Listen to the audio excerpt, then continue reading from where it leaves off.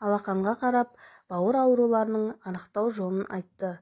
Біздің бауырымыз майлы тағамдардан, қанттан, қабылданған дәрілерден және де жаман әдеттерден зардап шегеді. Бірақ бауыр ауырса да белгі бермейтін ағза. Аурулардың белгісі тек соңғы сатысында ғана анықталады. Бауыр біздің ағзадағы ең үлкен мүшелердің бірі. Оны дененің негізгі сүзгісі деп бекер айтпайды. Бауыр қанды қалдықтардан тазартады. Ең жиі кездесетін және аса қауіпті аурулардың бірі бауыр циррозы. Бұл қайтымсыз прогрессивті зақымдану. Әдетте цирроз созылмалы токсикалық инфекциялар немесе зат алмасу бұзылыстары кезінде пайда болады.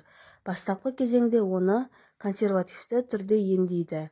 Дәрігерлер бауырдағы өзгерістерді бәсеңдетуге тырысады, ал дамыған жағдайларда трансплантация жасалады.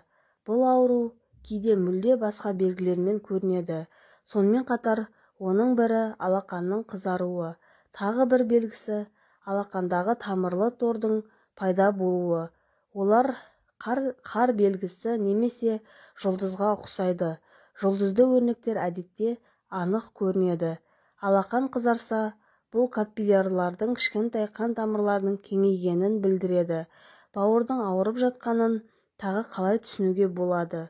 Терінің немесе көздің ағының сарғаюы, әлсіздік, нәжістің бозарып, зәр қара түсті болады.